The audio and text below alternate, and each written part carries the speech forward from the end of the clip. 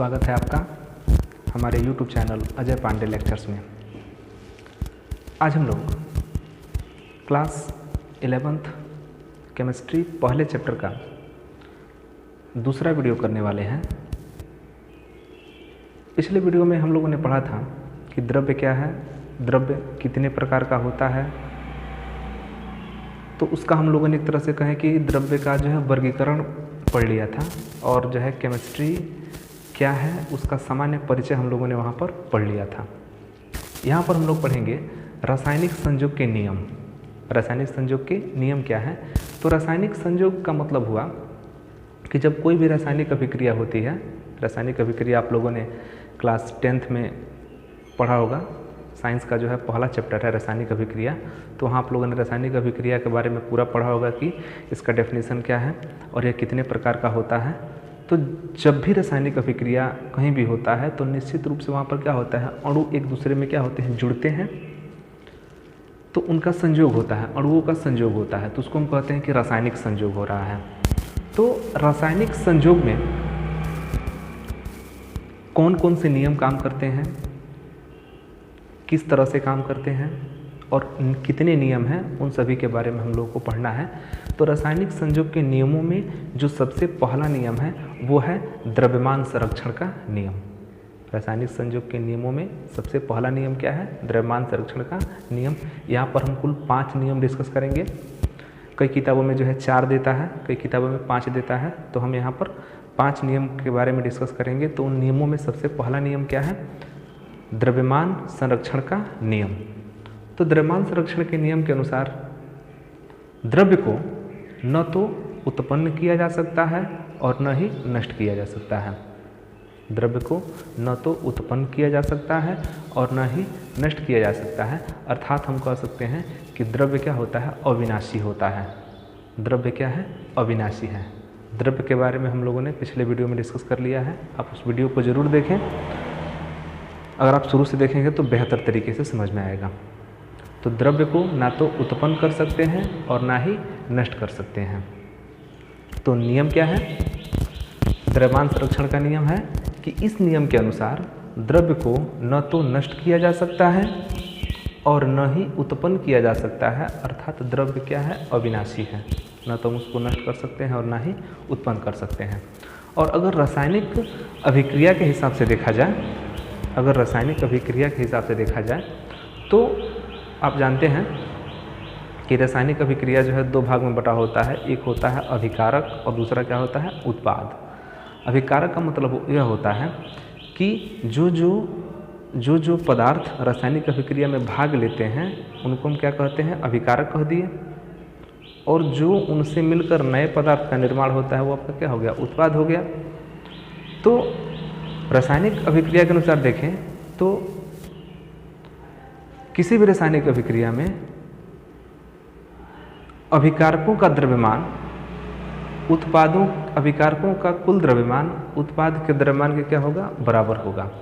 मतलब यह हुआ कि यदि हम किसी रासायनिक अभिक्रिया में देखें तो किसी रासायनिक अभिक्रिया में उत्पादों का संपूर्ण द्रव्यमान, किसी रासायनिक अभिक्रिया में उत्पादों का संपूर्ण द्रव्यमान अभिकारकों के संपूर्ण द्रव्यमान के बराबर होता है। अभिकारकों के संपूर्ण द्रव्यमान के बराबर होता है। अर्थात हम कह सकते हैं कि अभिकारकों का कुल द्रव्यमान बराबर उत्पादों का कुल द्रव्यमान। एक बार पुनः समझिए, द्रव्यमान संरक्षण का नियम क्या है? कि द्रव्यमान को ना तो उत्पन्न किया जा सकता है और ना ही नष्ट किया जा सकता है। अर्थात द्रव्य क्या है? अविनाशी है। मतलब कि द्रव्य को ना तो उत्पन्न कर सकते हैं ना ही नष्ट कर सकते हैं। यह कैसा है? अविनाशी है। और अगर रासायनिक अभिक्रिया में इसकी बात करें तो उत्पादों का कुल द्रव्यमान अभिकारकों के कुल द्रव्यमान के बराबर होता है। एक उदाहरण से हम समझते हैं इसको। आप इसका स्क्रीनशॉट ले सकते हैं।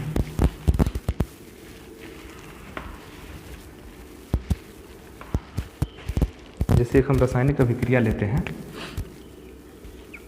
C+O2 बहुत छोटा रिएक्शन है और ये बन जाता है CO2। जब कार्बन की अभिक्रिया ऑक्सीजन से कराते हैं तो क्या बनता है? CO2 बनता है और यहाँ पर कुछ ऊष्मा प्राप्त होता है। तो अगर यहाँ पर देखें कि अभिक्रिया में किन किन पदार्थों से मिलकर अभिक्रिया हो रही है, तो यहाँ पर इन दोनों को मिलाकर अभिक्रिया हो रही है, तो इनको हम कह देंगे कि ये क्या है, अभिकारक। और जो ये बन रहा है ये क्या है, उत्पाद। तो ये अभिकारक हो गया, ये उत्पाद हो गया। और द्रव्यमान संरक्षण का नियम यह कहता है कि जितना अभिकारक का वजन होगा, द्रव्यमान होगा, उतना ही किसका द्रव्यमान होगा, उत्पाद का होगा। एक और अगर अभिक्रिया हम यहाँ लें, हैबर विधि से अमोनिया का निर्माण, तो आप जानते होंगे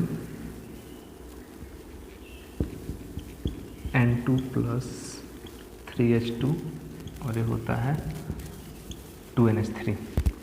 नाइट्रोजन हाइड्रोजन ये 1:3 के अनुपात में होता है और ये बन जाता है अमोनिया। तो यहाँ पर नाइट्रोजन और हाइड्रोजन क्या है, ये अभिकारक हैं और अमोनिया क्या है, उत्पाद।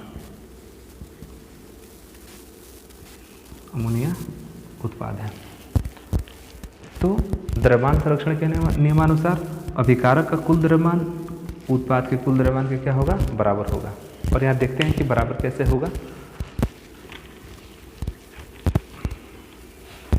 क्योंकि अगर हम यहाँ पर नाइट्रोजन और हाइड्रोजन की बात करें तो नाइट्रोजन का जो परमाणु द्रव्यमान होता है, परमाणु भार होता है, वो 14 होता है, 14। तो नाइट्रोजन का 14 होता है और चूंकि नाइट्रोजन के कितने यहाँ पर परमाणु हैं, 2 परमाणु हैं, तो नाइट्रोजन का कुल भार हो गया 14 × 2, 14 दूना 28, क्योंकि एक नाइट्रोजन का 14 होता है तो 2 है तो कितना हो गया, 28 प्लस ये तो हो गया नाइट्रोजन का। और हाइड्रोजन कितना है, 3 दूना H2H2 करके यहाँ पर 3 बार है, मतलब 6 हाइड्रोजन है, H2 H2 H2। तो एक बार 2 हाइड्रोजन, फिर 2 हाइड्रोजन, फिर 2 हाइड्रोजन, तो कुल मिला के 6 हाइड्रोजन। तो एक हाइड्रोजन का अणु भार जो है, परमाणु भार 1 होता है, तो 6 का हो जाएगा 1 × 6 माने 6 हो जाएगा। तो ये अगर अभिकारक का हम जोड़ें तो 28 इसका हो गया और 6 इसका हो गया, तो 14 दूना 28 प्लस 6 6 कितना हो गया, 34 हुआ। और अगर यहाँ पर हम उत्पाद का अगर निकालें तो NH3 कितना बार है, 2 बार है, तो पहले ही 2 कर लेते हैं, गुणा करेंगे, क्योंकि NH3 का निकाल के 2 से क्या कर देंगे, गुणा कर देंगे। तो N का होता है 14 और H जो है 3 है, 3 बार है, तो H एक हाइड्रोजन का 1 होता है, तो 3 हाइड्रोजन का जो है 3 हो गया, तो 14 और 3 कितना हो गया, 17, और 17 दूना कितना हो गया, ये 34। तो ये अभिकारक का द्रव्यमान हो गया और ये किसका द्रव्यमान हो गया, उत्पाद का, और दोनों क्या हो गए, इक्वल हो गए, बराबर हो गए। यही जो है इस बात की पुष्टि करता है कि द्रव्यमान संरक्षण का जो है नियम यहाँ पर क्या हो रहा है, लागू हो रहा है। तो एक बार पुनः समझिए कि द्रव्यमान संरक्षण का नियम क्या कहता है। द्रव्यमान संरक्षण का नियम यह कहता है कि द्रव्य को ना तो हम नष्ट कर सकते हैं और ना ही उत्पन्न कर सकते हैं, अर्थात द्रव्य क्या है, अविनाशी है। अर्थात द्रव्य क्या है, अविनाशी है। और अगर रासायनिक अभिक्रिया में इसको हम फिट करें तो रासायनिक अभिक्रिया के अनुसार अभिकारकों का कुल द्रव्यमान उत्पादों के कुल द्रव्यमान के क्या होता है, बराबर होता है। किसी भी रासायनिक अभिक्रिया में अभिकारकों का कुल द्रव्यमान उत्पादों के कुल द्रव्यमान के क्या होता है, बराबर होता है। अर्थात हम कह सकते हैं कि अभिकारकों का द्रव्यमान कुल द्रव्यमान बराबर उत्पादों का कुल द्रव्यमान। तो ये जो नियम है रासायनिक, ये जो नियम है आपका द्रव्यमान संरक्षण का नियम, इसको सन 1774 में, इसको सन 1774 में लेवाजिए ने प्रस्तुत किया था। इस नियम को, द्रव्यमान संरक्षण का नियम सन 1774 में लेवाजिए ने प्रस्तुत किया था। और उसके बाद लेवाजिए और उनके एक सहयोगी वैज्ञानिक लैंडोल्ट ने इसकी पुष्टि किया था। पहले तो नियम प्रस्तुत किया और फिर इसको जो है प्रूफ किया। तो नियम को दिया था किसने, लेवाजिए ने, और इसकी पुष्टि मतलब इसका सत्यापन 2 साइंटिस्टों ने मिलकर किया, लेवाजिए और लैंडोल्ट। नियम क्या है कि द्रव्य को ना तो उत्पन्न कर सकते हैं और ना ही नष्ट कर सकते हैं, अर्थात द्रव्य क्या है, अविनाशी है। और अगर किसी रासायनिक अभिक्रिया के हिसाब से देखा जाए तो किसी भी रासायनिक अभिक्रिया में उत्पादों का कुल द्रव्यमान अभिकारकों के कुल द्रव्यमान का क्या होता है, बराबर होता है। जैसा कि आपके सामने हमने एक रिएक्शन लिया N2 + 3H2 = 2NH3, ये हैबर विधि से अमोनिया का निर्माण है, हम लोग को पढ़ना है आगे। इसमें अभिकारक कौन है, नाइट्रोजन और हाइड्रोजन, क्योंकि यही दोनों मिलकर अमोनिया का निर्माण कर रहे हैं। तो ये आपका अभिकारक हो गया, या क्या हो गया, उत्पाद हो गया। अभिकारक में देखें तो 2 नाइट्रोजन है तो 2 नाइट्रोजन का हो गया 14 दूना 28, और यहाँ पर 6 हाइड्रोजन है तो 1 हाइड्रोजन का 1 होता है परमाणु भार, तो 6 हाइड्रोजन का 6 हो गया, तो 14 दूना 28 और 6 कितना हो गया, 34 हो गया। ये तो होगा अभिकारक का 34। और अगर उत्पाद के हिसाब से देखें तो उत्पाद में 2NH3 है, मतलब अमोनिया के 2 अणु है, तो 2NH3 है तो N का जो होता है 14 और H का होता है 1, तो 3H है तो 14 और 3 कितना हो गया, 17 हो गया। और 17 की ये NH3 को बार है तो 2 बार है, तो 17 दूना कितना हो गया, 34 यहाँ पर लिखा गया है। और ये दोनों क्या हो गए, इक्वल हो गए। तो ये हुआ आपका द्रव्यमान संरक्षण का। अगला टॉपिक है स्थिर अनुपात का नियम, मतलब कि रासायनिक संयोग का जो नियम है उसमें जो पहला नियम था वो था द्रव्यमान संरक्षण का नियम, और जो दूसरा नियम है वो है स्थिर अनुपात का नियम। दूसरा नियम क्या है, स्थिर अनुपात का नियम, लॉ ऑफ कांस्टेंट प्रोपोर्शन। तो स्थिर अनुपात का नियम क्या कहता है कि इस नियमानुसार किसी भी शुद्ध रासायनिक यौगिक में जो पाए जाने वाले तत्व हैं वो एक निश्चित अनुपात में मिले रहते हैं, या एक निश्चित अनुपात में जुड़ने से जो है उसका निर्माण हुआ रहता है। अर्थात हम कह सकते हैं कि प्रत्येक शुद्ध रासायनिक यौगिक में पाए जाने वाले तत्व, मतलब कि उस शुद्ध रासायनिक यौगिक में कौन कौन से तत्व पाए जाते हैं उस तत्व की बात हो रही है। पाए जाने वाले तत्व भार के अनुसार एक निश्चित अनुपात में पाए जाते हैं, चाहे वो किसी भी विधि, किसी भी स्रोत से क्यों न प्राप्त किया गया हो। जैसे कि एक उदाहरण हम समझा दे रहे हैं, जैसे ग्लूकोज का फार्मूला होता है C6H12O6। ग्लूकोज का फार्मूला होता है C6H12O6। और अगर इसमें हम अनुपात देखें, इसमें देखिए क्या क्या है, कार्बन है, हाइड्रोजन है और ऑक्सीजन है। तो कार्बन इसमें कितना है, 6 है, हाइड्रोजन कितना है, 12 है, और ऑक्सीजन कितना है, 6 है। तो इसका अगर अनुपात देखा जाए, रेशियो, तो 6 एक कट जाएगा आराम से, तो 1:2:1, या ऐसे कह सकते हैं कि 6:12:6। इसी को हम लोग कह सकते हैं 1:2:1। मतलब कि ग्लूकोज में पाए जाने वाले जो 3 तत्व हैं, कार्बन, हाइड्रोजन और ऑक्सीजन, ये आपका है किसका, कार्बन, हाइड्रोजन, ऑक्सीजन। तो कार्बन, हाइड्रोजन और ऑक्सीजन का अनुपात कितना है, 1:2:1। एक बार पुनः देखिए, ये ग्लूकोज का फार्मूला है, ग्लूकोज का अणुसूत्र है, तो ग्लूकोज का अणुसूत्र होता है C6H12O6। कार्बन 6 हो गया, हाइड्रोजन यहाँ पर 12 हो गया, ऑक्सीजन फिर से कितना हो गया, 6 हो गया। अगर इसका हम छोटा अनुपात, सरल अनुपात ले तो 1:2:1, क्योंकि ये 6 से जो है डिवाइड हो जाता है, तो 1:2:1 हो गया। मतलब कि कार्बन, हाइड्रोजन और ऑक्सीजन का जो रेशियो है 1:2:1 है। मतलब कि अगर आपका कार्बन 6 होगा तो हाइड्रोजन कितना होगा, 12 होगा, और ऑक्सीजन में कितना होगा, 6 होगा। तो ये 1:2:1 के अनुपात में मिलेगा तभी ग्लूकोज बनेगा, अन्यथा की स्थिति में ग्लूकोज प्राप्त नहीं होगा। अगर आप सोचें कि 6:11:5 कर दें, मतलब कि 6 कार्बन, 11 हाइड्रोजन और जो है 5 ऑक्सीजन, तो ग्लूकोज का निर्माण नहीं होगा। मतलब कि ग्लूकोज क्या है, एक शुद्ध रासायनिक यौगिक है, और अगर शुद्ध रासायनिक यौगिक है तो उसमें जो पाए जाने वाले तत्व हैं, कार्बन, हाइड्रोजन और ऑक्सीजन, उनका अनुपात क्या होगा, निश्चित होगा। यही है आपका क्या, स्थिर अनुपात का नियम। एक बार पुनः देखिए कि प्रत्येक शुद्ध रासायनिक यौगिक में पाए जाने वाले तत्व भारानुसार एक निश्चित अनुपात में पाए जाते हैं, चाहे वो किसी भी स्रोत से किसी भी विधि से प्राप्त किया गया हो।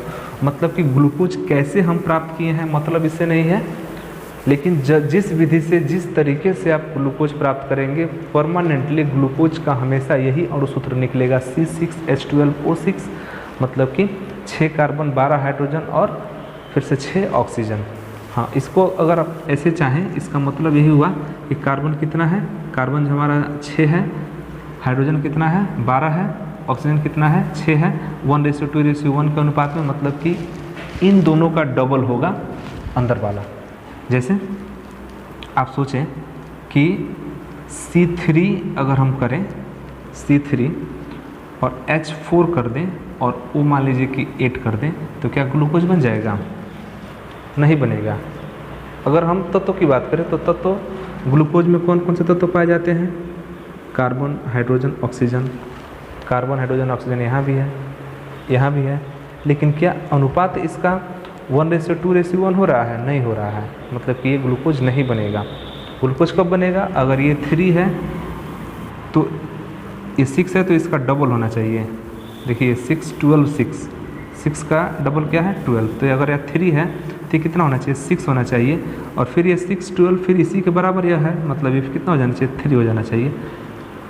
तो ये देखिए अब ग्लूकोज बन गया, क्योंकि यहाँ पर अनुपात निकालें 3:6:3 का, 3:6:3 का अनुपात निकालें तो फिर से आ जाएगा 1:2:1, तो ये हुआ ग्लूकोज का फार्मूला C3H6O3। ये भी ग्लूकोज का ही अणु है, ये भी ग्लूकोज का है, ये भी ग्लूकोज का है।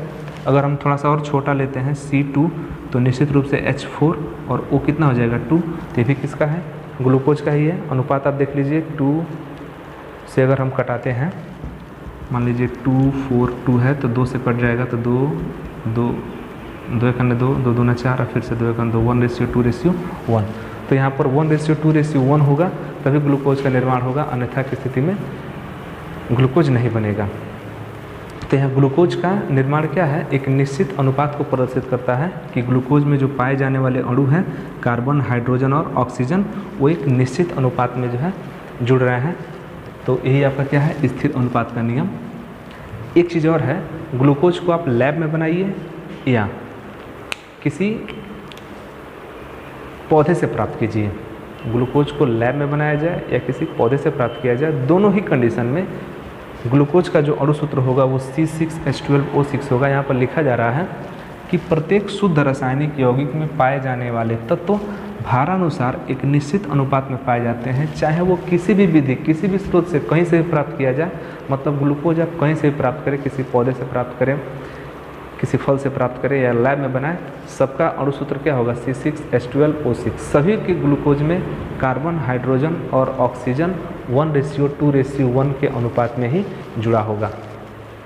तो ये ग्लूकोज आप कहीं से प्राप्त कीजिए, उससे कोई दिक्कत नहीं है। सभी ग्लूकोज में रेशियो यही रहेगा 1:2:1, वो चाहे पौधे से प्राप्त किया गया हो या किसी लैब से प्राप्त किया गया हो।